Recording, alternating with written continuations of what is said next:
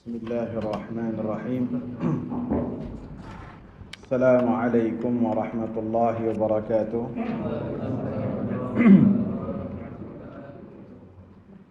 Innal hamdalillah nahmaduhu wa nasta'inuhu wa nastaghfiruh wa na'udzu billahi min shururi anfusina wa sayyiati a'malina. من يهده الله فلا مضل له ومن يضلل فلا هادي له أشهد أن لا إله إلا الله وأشهد أن محمدا عبده ورسوله اللهم صل وسلم وبارك على نبينا محمد وعلى آله وصحبه ومن سار على نهجه إلى يوم القيامة وبعد. Hadis nomor 28. An Abi Najih Al-Irbad ibn Sariyah radhiyallahu anhu qala. Dari Abi Najih Al-Irbad ibn Sariyah, semoga Allah meridhoinya,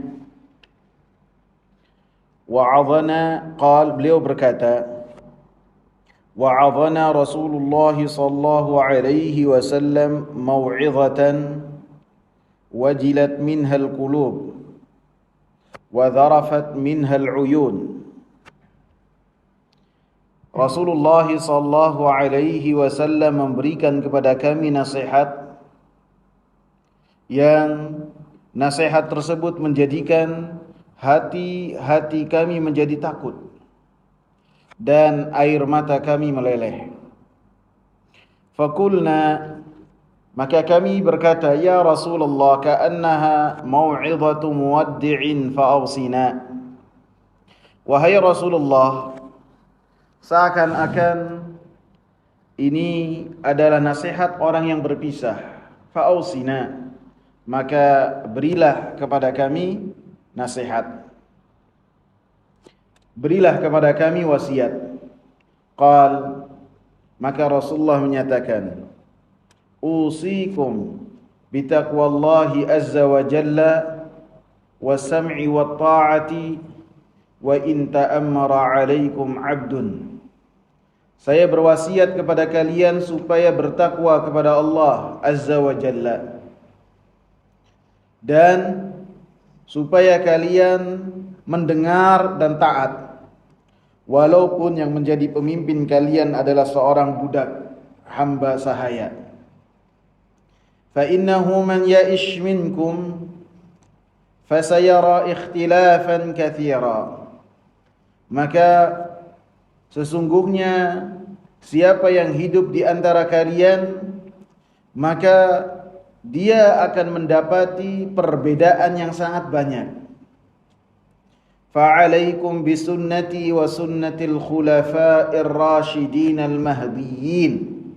Maka wajib bagi kalian berpegang teguh dengan sunnah-sunnahku dan sunnah-sunnah para al-khulafa'ir rasyidin yang mereka mendapatkan petunjuk. Wa'addu 'alaiha bin nawadhij, dan gigitlah sunnah tersebut dengan gigi-gigi geraham kalian. Wa iyyakum wa muhdatsatil umur, dan hati-hatilah kalian dengan perkara-perkara yang baru. Fa inna kulla muhdatsatin bid'ah, maka sesungguhnya setiap perkara-perkara yang baru itu adalah suatu yang bid'ah. Wa kulla bid'atin dalalah, dan setiap perkara yang baru yang tidak pernah dicontohkan oleh Rasulullah sallallahu alaihi wasallam, maka itu adalah suatu yang sesat. Hadis ini diceritakan oleh Irbad ibn Sariyah radhiyallahu anhu, dan beliau mengatakan bahwasanya Rasulullah sallallahu alaihi wasallam memberikan nasihat kepada kami dengan nasihat yang pada saat itu nasihat yang sangat dalam. Yang nasihat tersebut mengena kepada orang-orang yang mendengar nasihat dari Rasulullah sallallahu alaihi wasallam. Al-Imam Ibn Rajab Al-Hanbali rahimahullah, beliau membawakan riwayat bahwasanya nasihat tersebut yang tercantum dalam hadis Al-Irbad Ibn Sariyah, Rasulullah sallallahu alaihi wasallam bawakan ketika setelah salat subuh.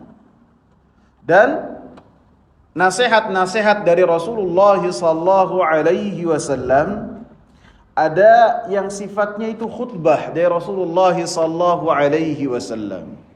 Khutbah artinya khutbah seperti khutbah Jumat. Rasulullah naik mimbar kemudian memberikan nasihat.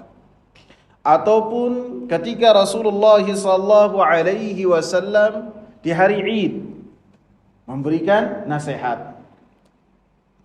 Adapun selainnya, maka terkadang Rasulullah sallallahu alaihi wasallam memberikan nasihat di saat-saat yang pada saat itu Rasulullah sallallahu alaihi wasallam melihat ada sesuatu yang harus diperbaiki. Dan sifat dari nasihat Rasulullah sallallahu alaihi wasallam, beliau memiliki perkataan yang bagus dan penyampaian yang mengena, sehingga orang-orang yang mendengar akan terbawa dengan apa yang disampaikan oleh Rasulullah sallallahu alaihi wasallam. Kemudian yang berkaitan dengan nasihat-nasihat Nabi sallallahu alaihi wasallam, Nabi itu sumber ilmu. Akan tetapi tidak setiap saat ketika Nabi sallallahu alaihi wasallam kumpul dengan para sahabatnya, kemudian Nabi membahas tentang ilmu, tidak. Walaupun setiap gerak-gerik Nabi itu adalah ilmu. Setiap apa yang dilakukan oleh Nabi itu ilmu. Akan tetapi pembicaraan khusus yang berkaitan nasihat Nabi menyampaikan diawali dengan muqaddimah innal hamdalillah, kemudian ditutup dengan salam juga, maka Nabi sallallahu alaihi wasallam tidak saban ketemu Nabi melakukan hal tersebut. Karena apa ya kawan? Karena takut bosan. Nanti takut bosan. Ini siapa? Sahabat-sahabat Nabi sallallahu alaihi wasallam. Abdullah ibn Mas'ud adalah seorang ulama besar dari kalangan sahabat. Bahkan Rasulullah sallallahu alaihi wasallam katakan, "Wa ma haddatsakum Abdullah ibnu Mas'ud fasaddiquh." Apa yang dibicarakan kepada kalian oleh Abdullah ibn Mas'ud, maka kalian benarkan. Ini seorang ulama besar dari kalangan sahabat, dari as-sabiqin al-awwalin. Seorang Umar bin Khattab mengatakan, "Fa innaka wi'aun muli'a ilma." Engkau ini bejana yang berisi ilmu. Ini Umar bin Khattab berkata kepada Abdullah bin Mas'ud. Sehingga beliau dikirim oleh Umar bin Khattab ke mana? Ke Basrah kalau tidak salah. Menjadi seorang pengajar. Maka ketika memberikan nasihat, beliau memiliki murid-murid yang sangat banyak. Kata murid-muridnya, "Wahai sahabat yang mulia, kenapa kita tidak jadikan setiap hari itu majelis ilmu?" Sehingga beliau memberikan kajian kepada para murid-muridnya. Kata Abdullah bin Mas'ud, "Saya tidak bisa melakukan hal tersebut. Karena yang saya dapati dari Rasulullah yatakhawwalu alaina bil mau'izah." Rasulullah menjarangkan untuk kita itu nasihat. Kalau ngobrol seperti biasa cair itu beda. Tapi kalau memberikan ilmu seperti ini, maka memerlukan waktu khusus. Maka Rasulullah tidak melakukannya saban hari, dan ini dilakukan oleh Abdullah bin Mas'ud. Dan yang dilakukan oleh Rasulullah sallallahu alaihi wasallam, kata Abdullah bin Mas'ud, karena takut apabila para sahabatnya itu bosan dengan apa yang disampaikan oleh Rasulullah sallallahu alaihi wasallam. Kemudian sifat nasihat Rasulullah sallallahu alaihi wasallam ketika dalam khutbahnya, bahwasanya beliau ketika menyampaikan khutbah, maka khutbahnya tidak terlalu lama. Tidak 45 menit seperti babak pertama dalam sepak bola, tidak. Sangat pendek. Pendek.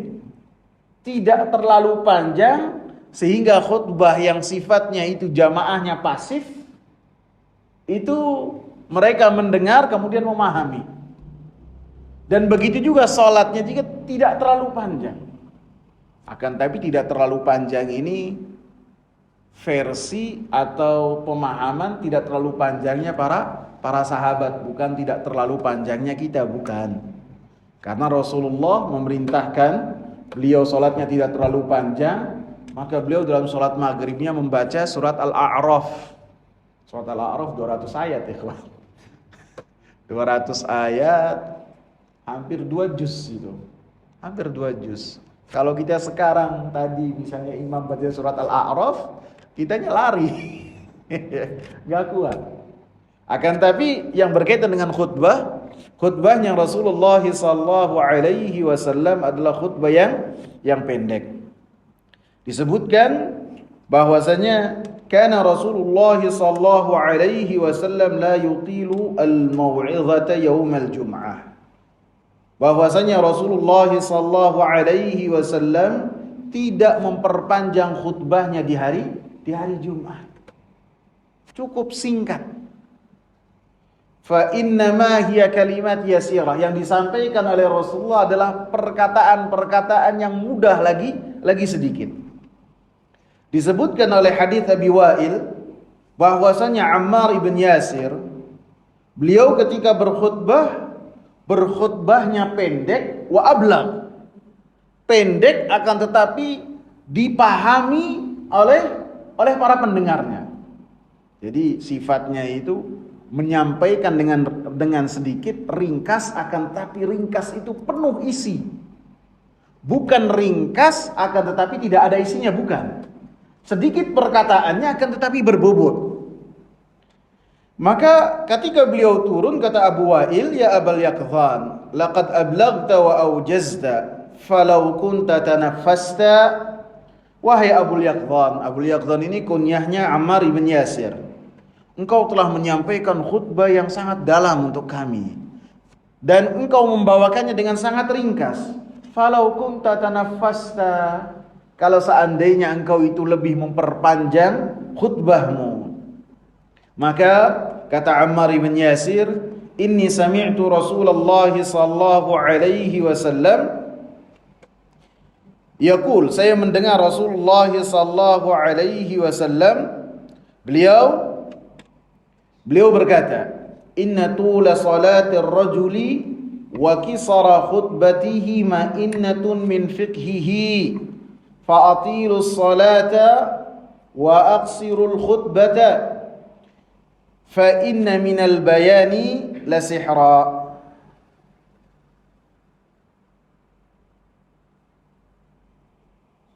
Kata Ammar ibn Yasir, sesungguhnya panjangnya seseorang dalam sholat dan ketika dia khutbah itu khutbahnya pendek, tanda bahwasanya orang tersebut adalah orang yang memiliki ilmu yang dalam. Apa tandanya? Sholatnya panjang. Kemudian ketika khutbahnya tidak lebih panjang daripada sholatnya. Maka ketika hal tersebut dilakukan, menunjukkan orang yang khutbah dan orang yang imam itu adalah orang yang alim. Kalau sunnahnya sholat Jumat, bacanya apa ya kawan? Sabbihisma rabbikal a'la sama al-ghasyiyah. Jadi sabbihisma rabbikal a'la apabila dibacanya dengan tartil itu santai saja, tidak buru-buru. Paling lama berapa? 7 menit kali. 7 menit, 8 menit ya. 6 menit kali. 6 menit. Jadi kalau sekalian ruku, sekalian sujud, anggap 8 menit ya. 8 menit. Sekalian salam tahiyat kan kadang-kadang tambah 9 menit. Ya. Berarti idealnya khutbah itu kurang dari 9 menit. kurang dari 9 menit. Sehingga Rasulullah sallallahu alaihi wasallam katakan, fa'atilus shalah, panjangkanlah salat, waqsirul khutbah, dan pendekkanlah khutbah. Dan terkadang Rasulullah membaca surat Al-Jumu'ah dan surat Al-Ghasyiyah. Hal ataka hadithul Ghasyiyah. Terkadang juga Rasulullah membacanya surat Al-Jumu'ah dan surat Al-Munafikun. Jadi kalau surat Al-Jumu'ah sama surat Al-Munafikun kadang-kadang saya baca, itu saya taruh waktu. Kadang-kadang kalau bacanya santai itu 15 menit. Jadi khutbahnya itu tidak boleh dianjurkan kurang dari 15 menit. Kadang saya kalau mau khutbahnya lebih panjang, saya mensiasatinya itu dengan membaca surat Al-Jumu'ah dan surat Al-Munafikun ketika sholat. Saya pernah di satu masjid khutbahnya itu 11 menit. Panjang apa pendek ya, Puan? Pendek. Panjang. Akhirnya ketua DKM-nya datang. Anak begitu datang saya bilang, Afan nih tadi anak khutbahnya 11 menit. Kepanjangan Ustaz. Benar kepanjangan. Seharusnya idealnya 6 menit Ustaz. Idealnya 6 menit gitu. Akhirnya dia bawakan dalil-dalil, oh berarti udah paham. Dan Rasulullah sallallahu alaihi wasallam katakan, fa'atilus salata wa aqsirul khutbah. Kalian panjangkan salat, panjangannya sesuai dengan apa yang telah dicontohkan oleh Rasulullah, wa aqsirul khutbah, dan pendekkanlah khutbah. Fa inna minal bayani la sihra. Dan sesungguhnya termasuk dari penjelasan-penjelasan itu ada yang mampu menakjubkan. Artinya apa? Ketika khutbahnya itu pendek, tidak asal pendek saja. Akan tetapi harus berisi, dengan isinya itu menjadikan orang-orang yang mendengarnya akan lebih takut kepada Allah Subhanahu wa taala dan lebih bertakwa kepada Allah Subhanahu wa taala. Ini idealnya. Lebih-lebih di kita ini apabila sholat Jumat masih waktu kerja ya, hari kerja. Apalagi kalau masjidnya dekat kantor. Terkadang ada sebagian ustadz yang ada yang melaporkan ke saya, itu khutbahnya sampai 1,5 jam. 1,5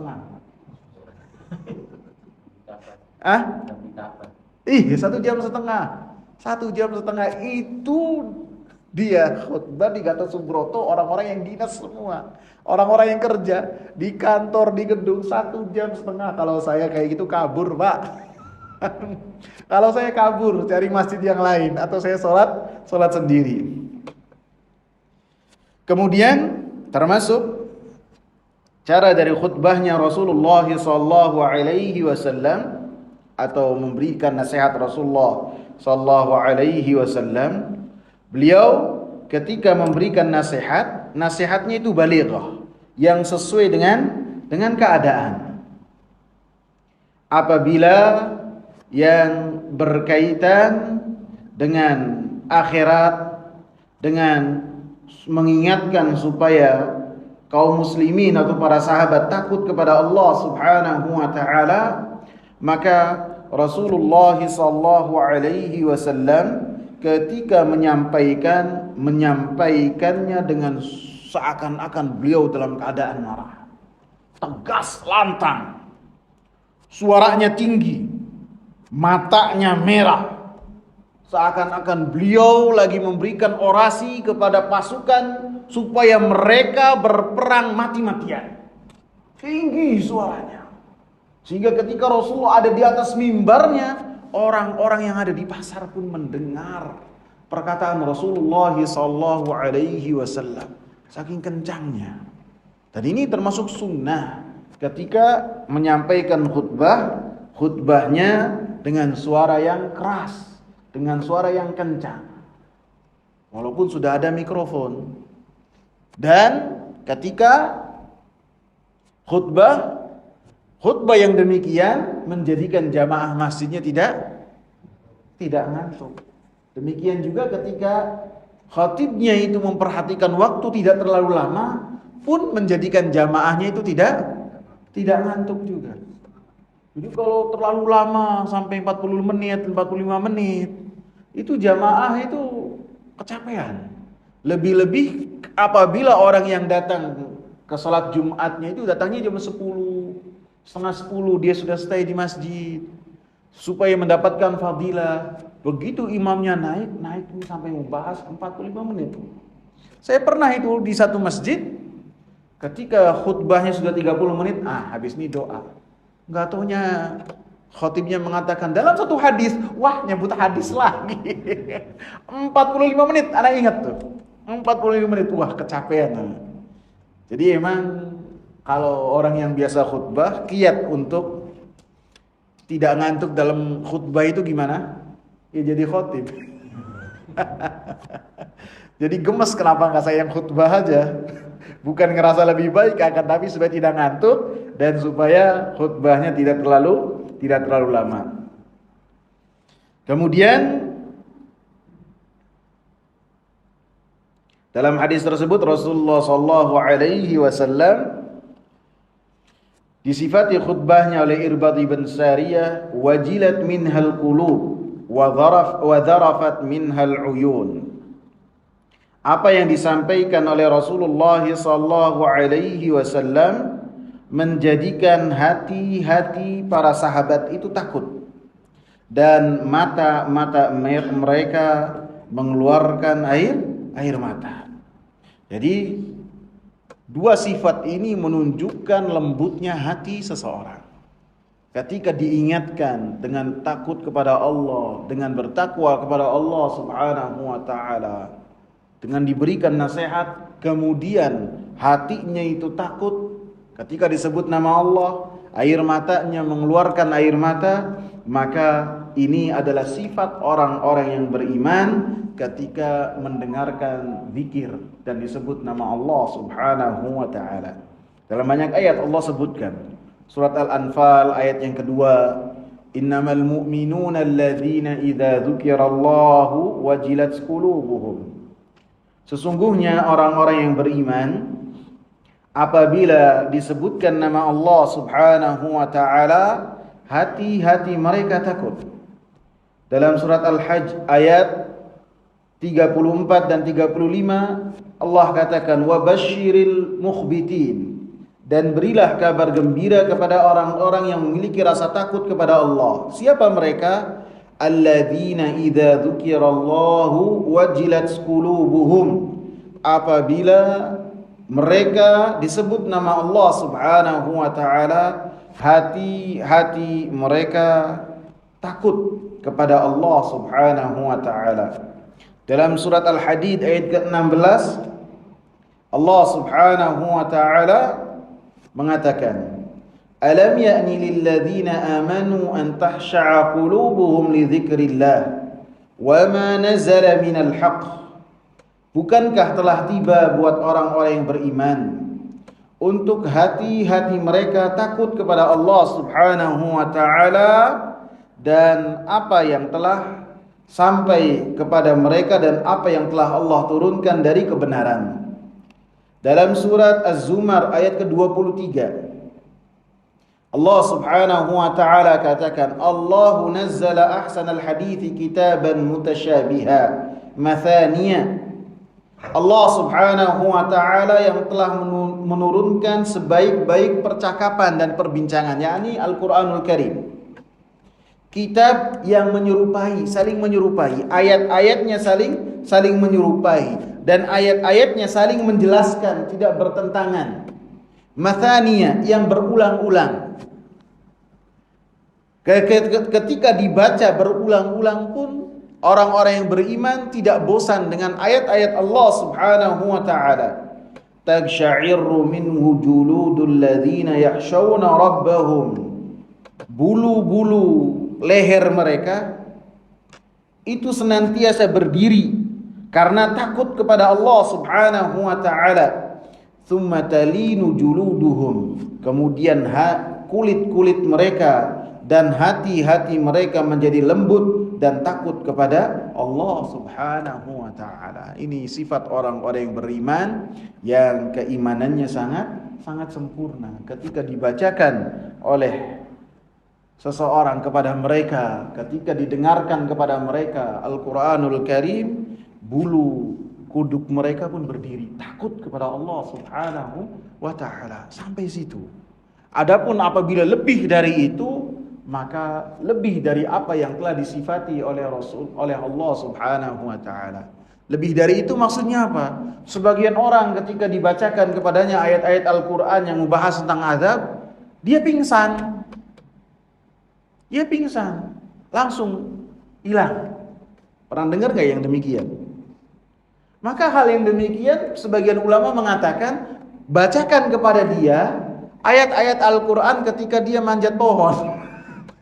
Apabila pingsannya itu benar dan bukan dibikin-bikin, pasti dia jatuh. Tapi kalau dia itu pingsannya cuma dibikin-bikin, maka dia pasti turun dulu kemudian pingsan.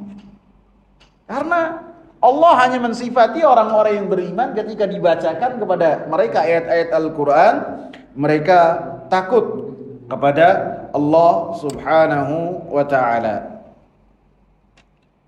Kemudian dalam hadis ini disebutkan, "Faqulna ya Rasulullah ka'annaha mau'izatu muwaddi'." Ya Rasulullah, seakan-akan ini adalah nasihat orang yang akan berpisah.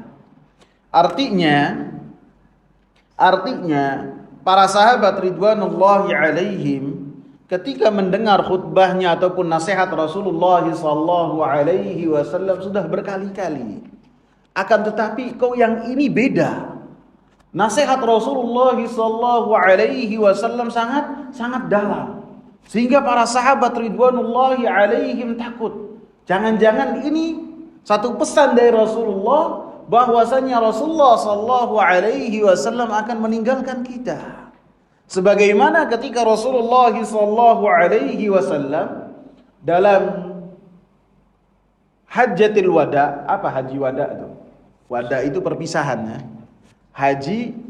Nabi haji hanya sekali saja setelah beliau hijrah. Pada tahun 10 Hijriah. Disebut dengan haji wada, haji berpisah, karena dalam nasihat-nasihat Nabi sallallahu alaihi wasallam seakan-akan memberikan nasihat perpisahan yang tidak berjumpa lagi dengan para sahabat. Di hadapan Nabi pada saat itu 100.000 sahabat.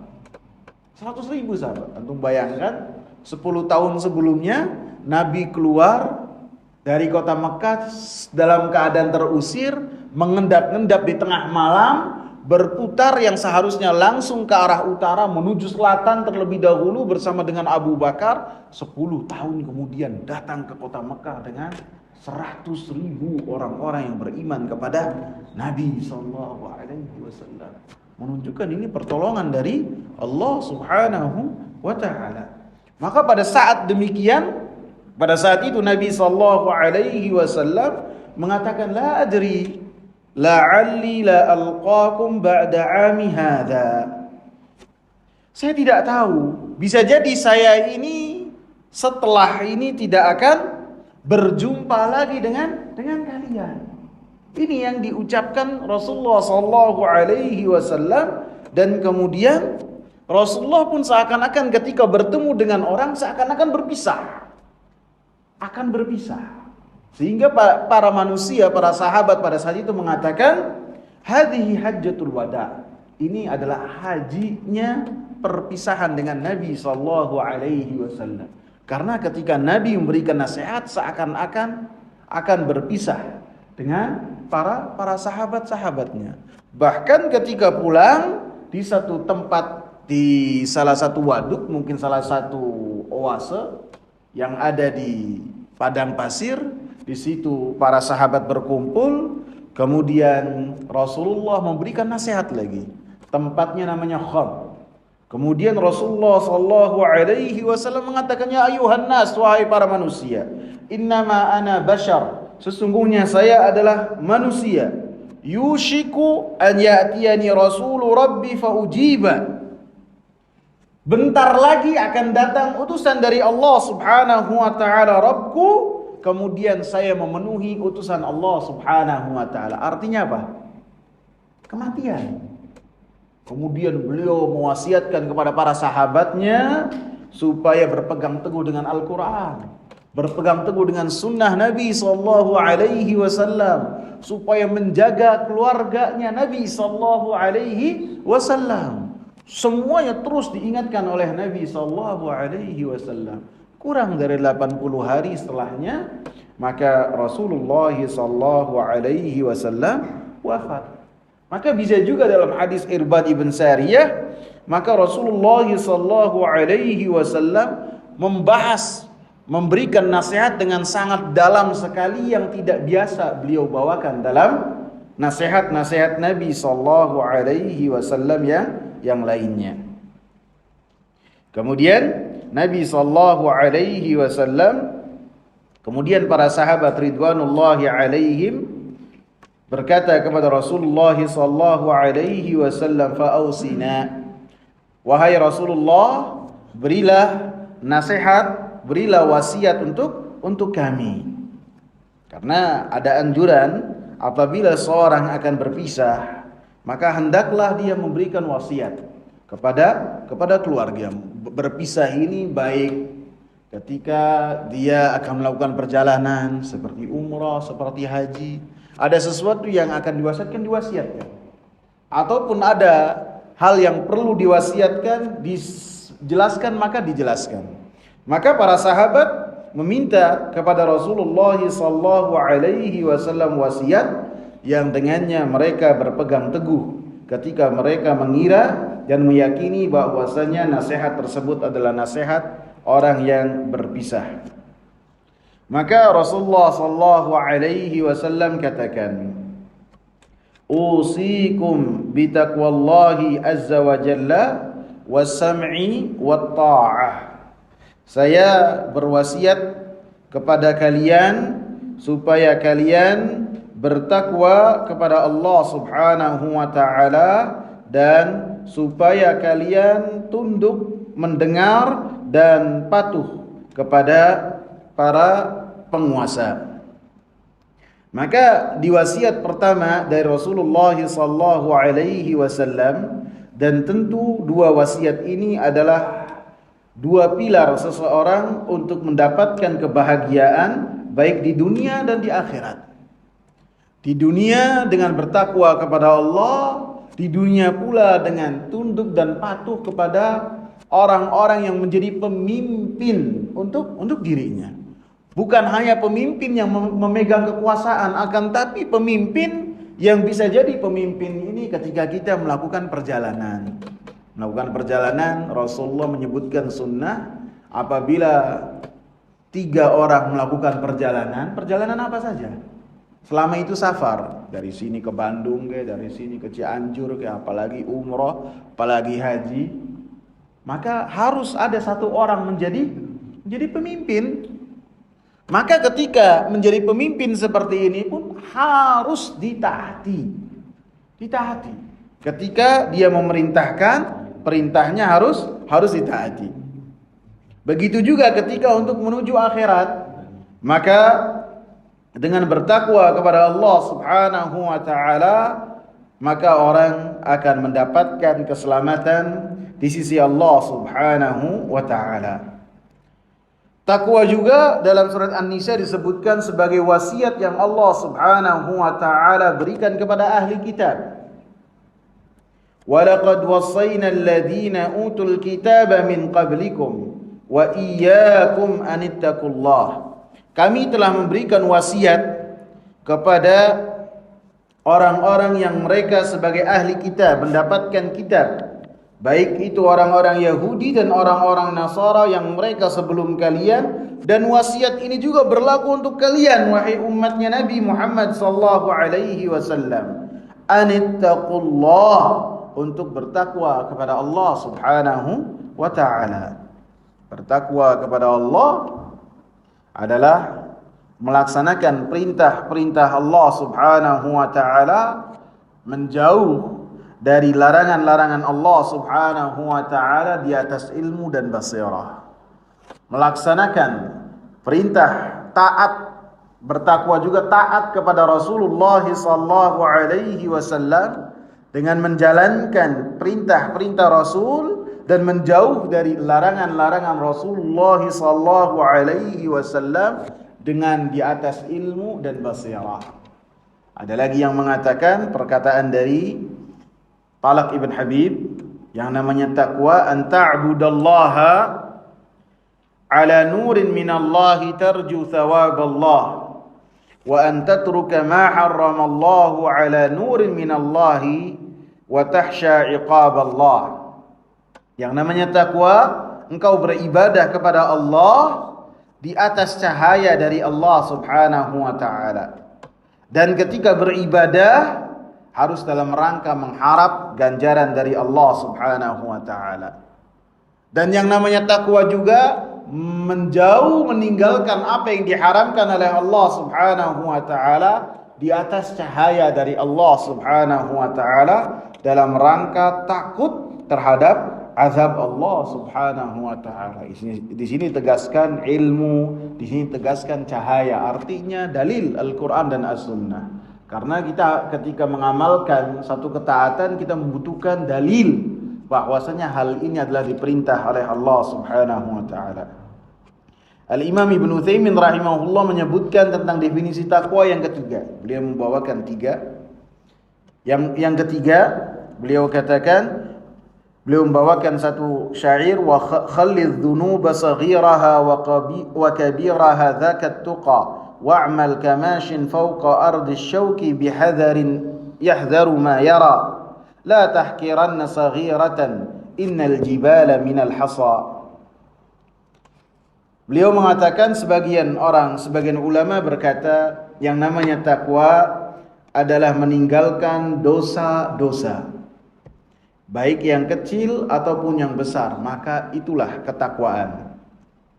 Maka berlakulah seperti orang yang berjalan di atas tanah yang tanahnya itu dipenuhi dengan gangguan, baik itu duri ataupun kerikil, yang apabila seorang berjalan dia akan merasa sakit kakinya.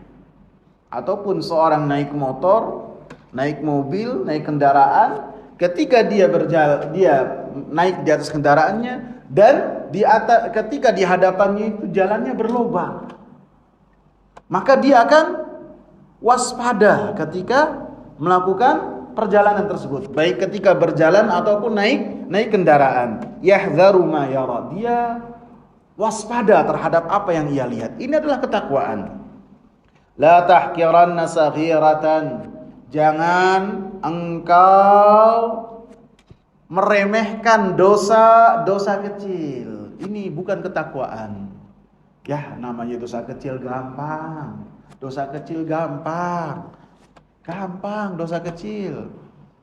Kemudian beliau katakan, innal jibala minal hasa, ketahuilah yang namanya gunung yang kokoh itu adalah kumpulan dari kerikil-kerikil yang dikumpulkan sehingga menjadi gunung yang sangat kokoh. Artinya ketika ada di hadapan kita peluang untuk melakukan dosa kecil, maka hindarilah dosa kecil. Karena dosa kecil itu akan menyeret seseorang ke dosa besar.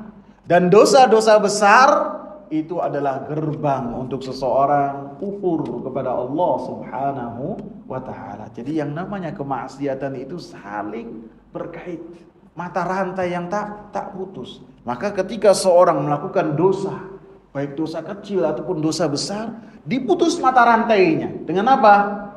Dengan bertaubat kepada Allah Subhanahu wa taala. Kemudian nasihat yang berikutnya yang Rasulullah sallallahu alaihi wasallam sampaikan, was-sam'i wat-tha'ah, dan hendaklah kalian taat kepada para penguasa. Taat ketika taatnya itu tidaklah di dalam perkara-perkara yang di dalamnya bermaksiat kepada Allah Subhanahu wa taala. Taat di dalam perintah-perintah yang misalnya perintah tersebut tidak menyelisihi Al-Quran dan As-Sunnah, apabila diperintahkan oleh para penguasa, oleh para pemimpin, maka kita wajib taat.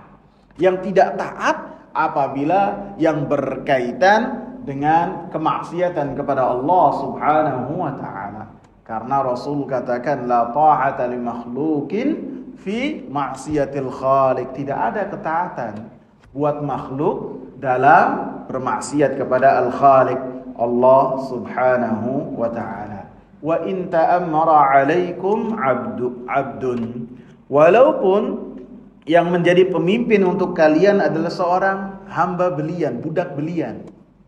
Yang budak belian itu pada dasarnya ini adalah satu permisalan yang perumpamaan ini kemungkinan kecil untuk terjadi.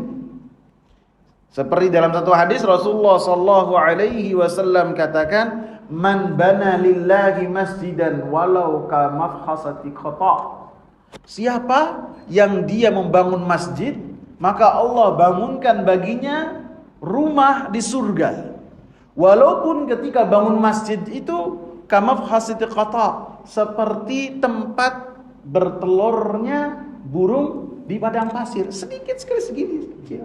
Apakah ada orang yang bangun masjid segini? Enggak ada. Ini hanya perumpamaan bahwa sekecil apapun seseorang dia memiliki andil dalam membangun masjid, maka Allah Subhanahu wa taala beri kepadanya balasan dengan kebaikan. Begitu juga ketika seorang budak belian itu pada dasarnya jangankan untuk jadi pemimpin, dirinya sendiri dia tidak memiliki. Dirinya sendiri diperjualbelikan dan dia taat kepada majikannya. Maka kata Rasulullah, apabila hal ini terjadi, maka taatlah kepada pemimpin. Walaupun biasanya orang-orang seperti ini tidak menjadi pemimpin, selama ketika memerintahkannya dengan perintah-perintah yang tidak menyelisihi Al-Quran dan As-Sunnah. Tidak menyelisihi itu artinya selama ada perkara-perkara yang perkara itu tidak dibahas oleh Al-Quran dan As-Sunnah, didiamkan, kemudian pemerintah, penguasa memerintahkan hal tersebut, maka bisa jadi suatu hal yang wajib buat kita. Contohnya apa? Lalu lintas, peraturan lalu lintas. Kalau merah berhenti, kalau hijau jalan, kalau kuning hati-hati. Ada nggak dalam Al-Quran dan As-Sunnah? Ada nggak ada. Tapi ketika hal itu diperintahkan oleh pemerintah dalam rangka mengatur hajat manusia, maka kita wajib taat. Kalau kuning, ya pelan-pelan, jangan makin kenceng. Kalau hijau ya jalan, jangan merah terobos. Selain berbahaya, ini juga bentuk kemaksiatan kepada Allah Subhanahu wa taala. Wallahu taala a'lam. Semoga bermanfaat. Subhanakallahumma bihamdika asyhadu an la ilaha illa anta astaghfiruka wa atubu ilaik. Assalamu alaikum warahmatullahi wabarakatuh.